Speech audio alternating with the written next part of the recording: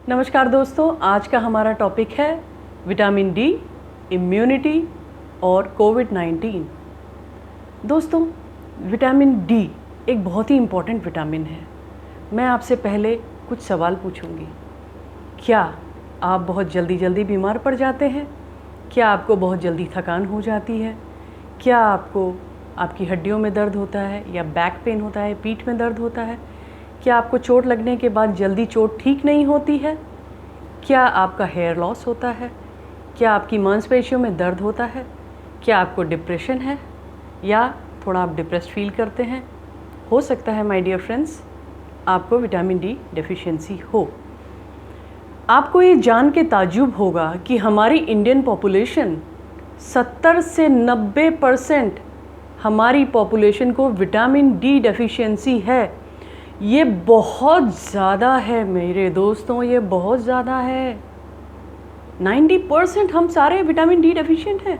मतलब किसी को टेस्ट करवाने की ज़रूरत नहीं है, आप हैं विटामिन डी डेफिशिएंट। मेरा ये जो टॉपिक है ये कुछ सेक्शंस में डिवाइडेड होगा। उसमें सबसे पहले मैं बताऊंगी आपको कि विटामिन डी क्या है। दूसरा है कि हम विटामिन डी कैसे ऑब्टेन करते हैं, कहाँ से मिलती है हमें विटामिन डी। तीसरा है कि विटामिन डी की कमी के क्या कारण हैं।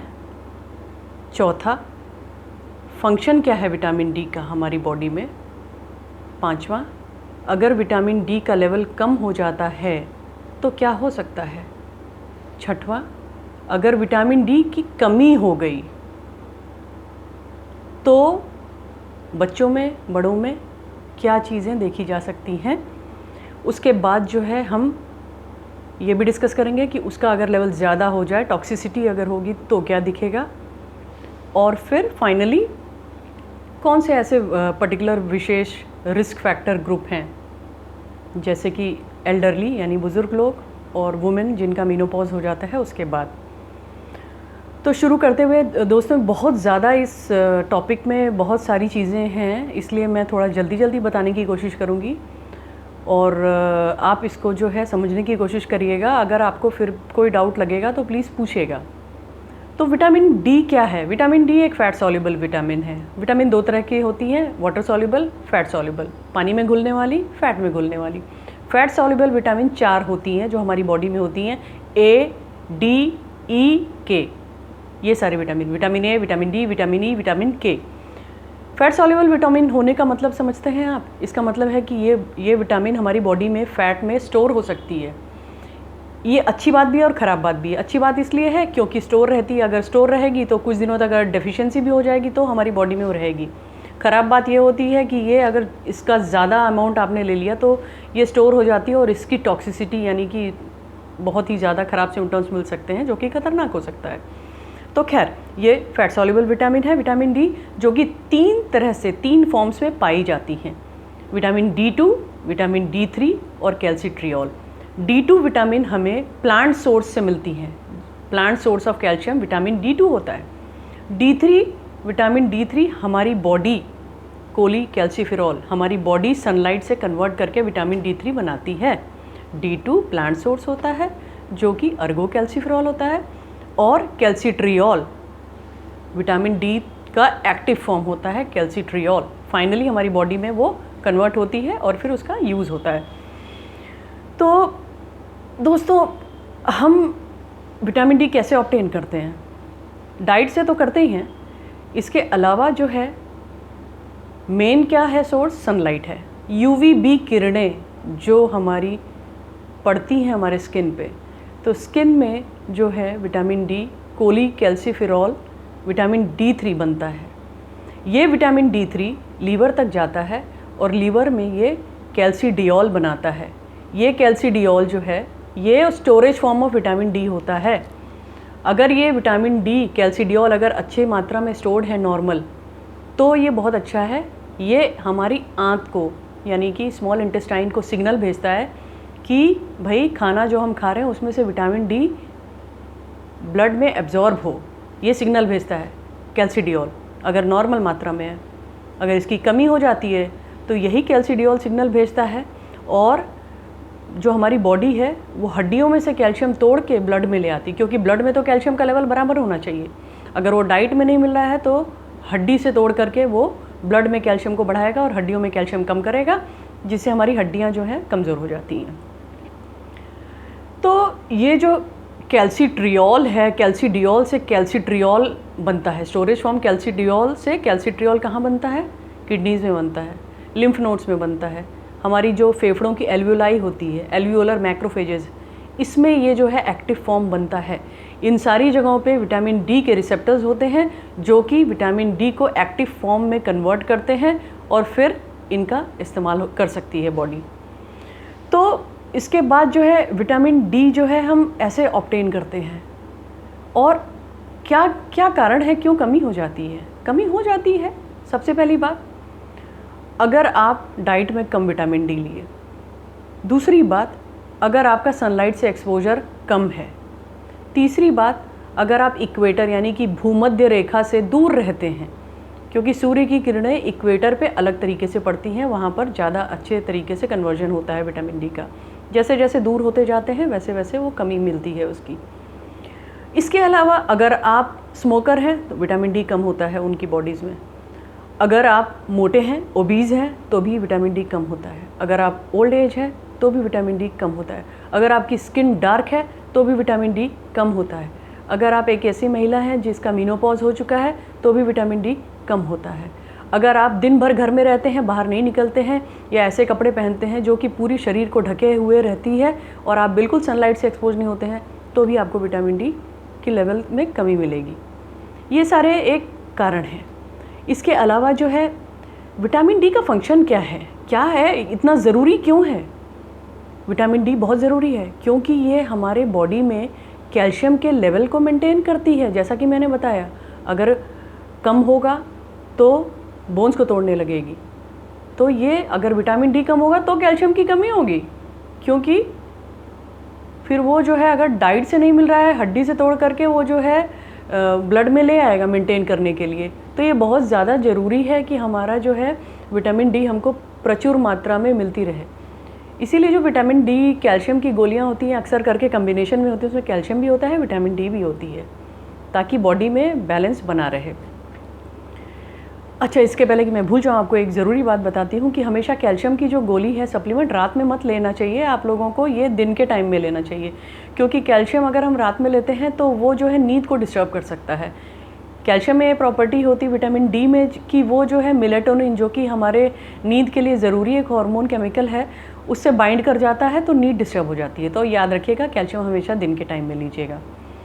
तो और फंक्शंस की बात करते हुए विटामिन डी के कैल्शियम के बैलेंस को तो ये मेंटेन करता ही है। इसके अलावा जो है इम्यून रिस्पॉन्स में इसका इतना गज़ब का रोल है, इतने सारे डेटा हैं हमारे पास और इतने सारी कंट्रीज़ में इसका अध्ययन हुआ है।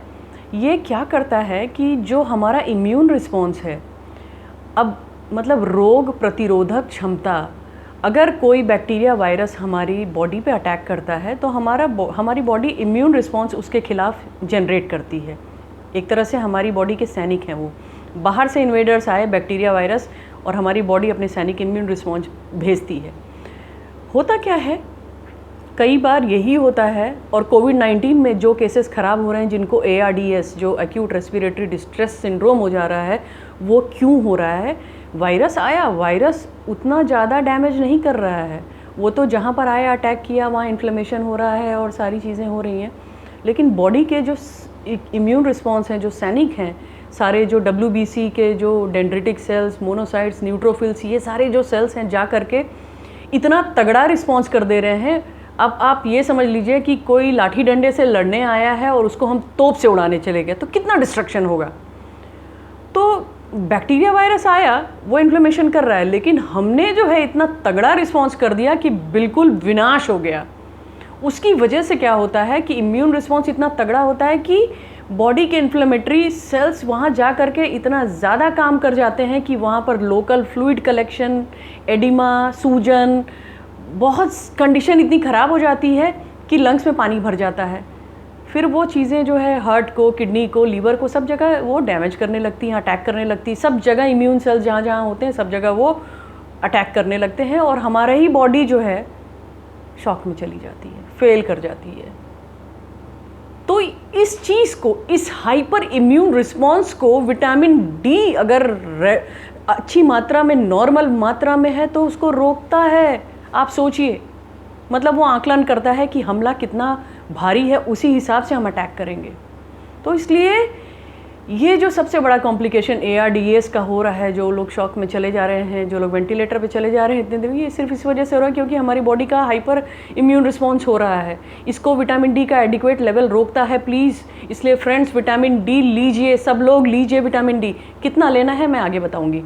खैर, आगे चलते हुए विटामिन डी और क्या करता है, ये जो एपिथेलियल सेल्स होते हैं बॉडी के, एपिथेलियल सेल्स क्या होते हैं, जैसे हमारी बॉडी में कई तरह के टिश्यू होते हैं। कनेक्टिव टिश्यू होता है और मसल टिश्यू होता है और नर्वस टिश्यू होता है, जैसे मांसपेशियों में टिश्यू होता है, हड्डियों में कनेक्टिव टिश्यू होता है, दिमाग में, ब्रेन में न्यूरॉन्स होते हैं, नर्वस टिश्यू होता है। उसी तरह से एपिथेलियल टिश्यू होता है जो कि लाइनिंग करता है सारे बॉडी के ऑर्गन्स की, ब्लड वेसल्स की, धमनियों की, सबकी लाइनिंग, एक लाइन जो ऊपर कवर, जैसे कॉपी किताब के ऊपर कवर होता है वैसे कवर करता है एपिथेलियल सेल्स।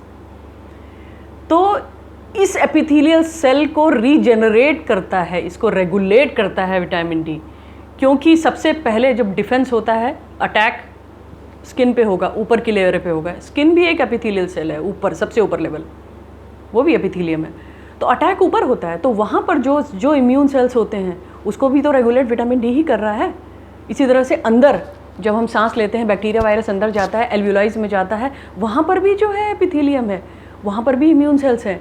ये सारा रेगुलेशन विटामिन डी का एक नॉर्मल लेवल करता है, क्योंकि सारे सेल्स में, WBC में, डेंड्रिटिक सेल्स में, न्यूट्रोफिल्स में, सब जगह विटामिन डी के रिसेप्टर्स हैं जो उसको रेगुलेट करते हैं।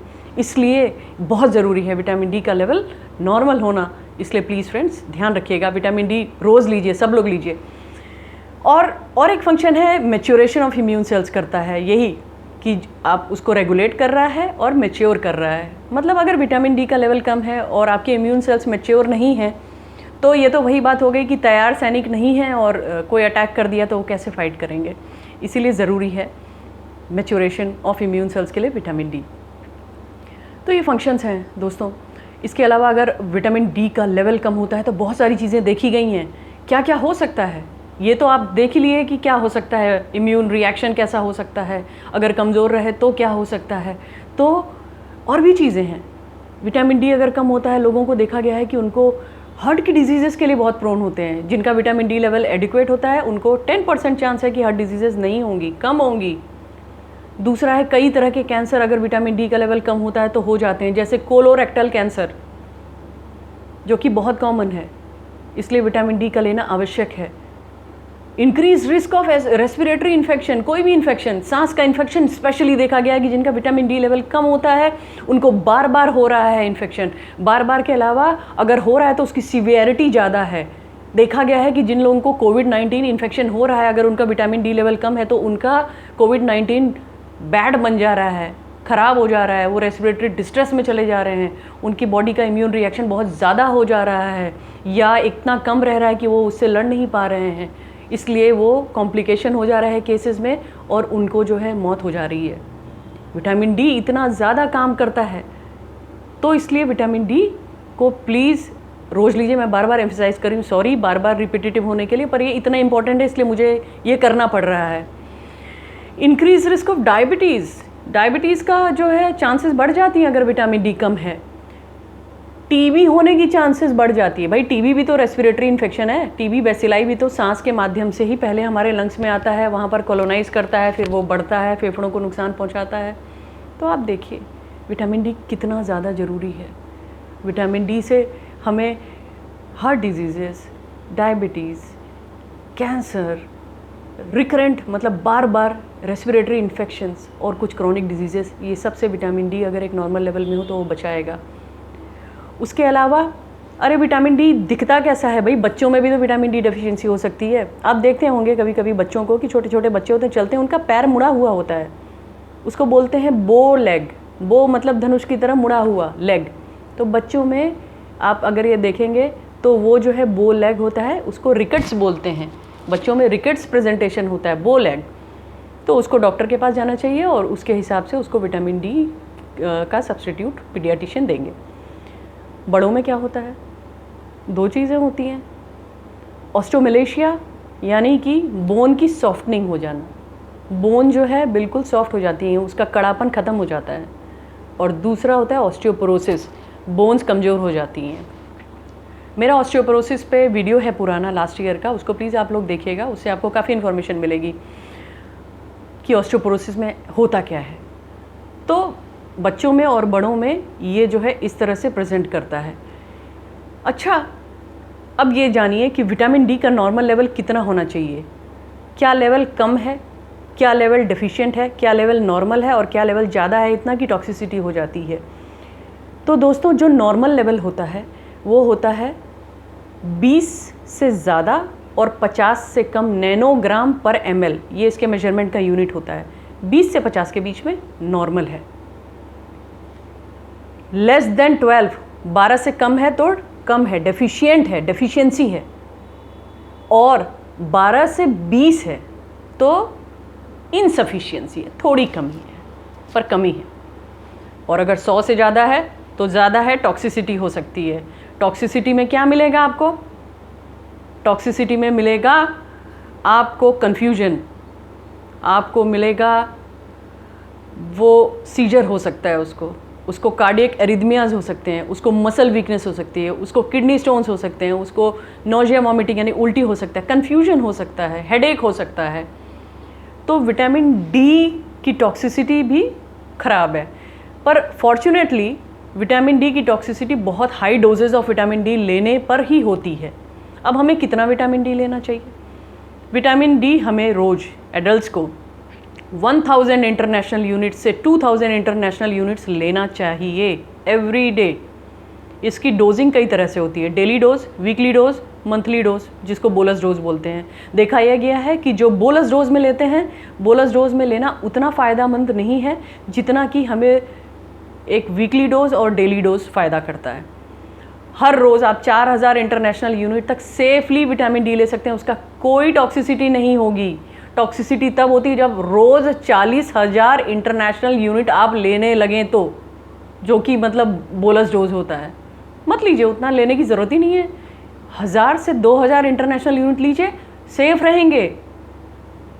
अगर हमारी सारी पॉपुलेशन हर रोज़, पूरी Indian population 2000 international unit vitamin D लेती रहेगी तो उसको कोई नुकसान नहीं है। ये नहीं कि हम लेते रहेंगे टॉक्सिसिटी हो जाएगी, ऐसे नहीं होगी। बहुत सारे रिसर्च हुआ है, बहुत सारा डाटा है, उसके बाद ये बताया जा सकता है कि रोज़ 40,000 इंटरनेशनल यूनिट आप लेंगे तो ही टॉक्सिसिटी होगी। प्लीज़ ले सकते हैं, सेफ़ है, ले लीजिए। तो ये हो गया उसके बारे में कि टॉक्सिसिटी से क्या होता है। और स्पेशल केसेस में ये देखा जाता है कि जो बूढ़े लोग होते हैं उनमें जो विटामिन डी का कन्वर्जन होता है स्किन पे सनलाइट पड़ने के बाद, वो स्लो हो जाता है। एजिंग के साथ सारे मेटाबॉलिक प्रोसेसेस स्लो हो जाते हैं, इसलिए विटामिन डी का कन्वर्जन भी स्लो हो जाता है। इसलिए उनको विटामिन डी का सप्लीमेंटेशन लेना ज़रूरी है, क्योंकि वो नहीं लेंगे तो उनको ऑस्टियोपोरोसिस तो होनी ही है, वैसे भी एज के साथ होती है। तो फिर उनको मांसपेशियों में दर्द होगा, मसल कमज़ोर हो जाएगी, गिरने का खतरा बढ़ जाता है, जिसको रिस्क ऑफ फॉल बोलते हैं। तो इसका ध्यान देना चाहिए।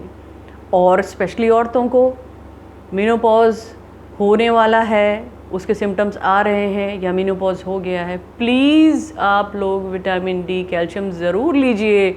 या उन फीमेल्स को जिनका यूट्रस या बच्चेदानी का ऑपरेशन हो गया है, उनको भी अपने डॉक्टर गायनेकोलॉजिस्ट से बात करके विटामिन डी, कैल्शियम के सप्लीमेंटेशन को ज़रूर लेना चाहिए। भाई ये सोच लीजिए कि जब हमारी इंडियन पॉपुलेशन में इतनी कमी है और हम लोग जिसका कोई सर्जरी नहीं हुआ है, कोई उसको कंडीशन नहीं है, मेडिकल कंडीशन नहीं, उसको भी ज़रूरत है रोज़ 1000 से 2000 इंटरनेशनल यूनिट विटामिन डी की। तो भाई जिनका हो गया है, जिनका यूट्रस निकल गया है, अब देखिए ओवरीज से ये हार्मोन्स निकलते हैं, क्यों होता है मेनोपॉज में विटामिन डी की डेफिशिएंसी, कैल्शियम की डेफिशिएंसी? क्योंकि ईस्ट्रोजन हार्मोन जो है डायरेक्टली रिलेटेड है कि वो विटामिन डी की कमी, अगर ईस्ट्रोजन की कमी हुई तो विटामिन डी की कमी हो जाती है, तो मेनोपॉज हो जाता है, हार्मोन्स का लेवल कम हो जाता है, विटामिन डी कम हो जाएगा, कैल्शियम कम हो जाएगा, फिर वो हड्डियाँ टूटने लगेंगी, ऐसे फ्रैक्चर हो जाता है, पता भी नहीं चलता है हड्डियाँ कमज़ोर हो गई हैं। तो सारी चीज़ों का ध्यान दीजिए और इन सारे इन्फेक्शन से बच सकते हैं, जिसमें एक है कोविड-19। उससे बचने में, उसकी सीवियरिटी कम करने में विटामिन डी का एक बहुत बड़ा रोल है। तो माय डियर फ्रेंड्स, ये मेरा एक बहुत स्ट्रॉन्ग मैसेज है आपके लिए। Please please please vitamin D calcium का सप्लीमेंटेशन लीजिए, अपने डॉक्टर से मिलिए, कोई अच्छे ब्रांड की दवाई लीजिए और अपने आप को और अपने परिवार को हेल्दी रखिए। मुझे बहुत खुशी हुई इसको बताते हुए, क्योंकि मेरी बहुत हार्दिक इच्छा थी कि मैं इस टॉपिक को आपसे शेयर करूं। अगर कुछ रह गया है तो उसको मैं नेक्स्ट वीडियो में या किसी और वीडियो में ज़रूर शेयर करूंगी, और कोई ज़रूरी जानकारी होगी तो ज़रूर आपको दूंगी। दोस्तों, बहुत बहुत शुक्रिया आपका, और मैं बहुत खुश हूँ कि आप लोगों से इस तरह से इंटरेक्ट कर सकती हूँ और आपको कुछ समझा सकती हूँ। प्लीज़ मुझे टॉपिक्स बताइएगा, मैं उसका अध्ययन करके आप तक फिर से उसको बहुत सिंप्लीफाइड भाषा में आप तक पहुँचाने की कोशिश करूँगी। नमस्कार दोस्तों, thank you so much, have a nice day.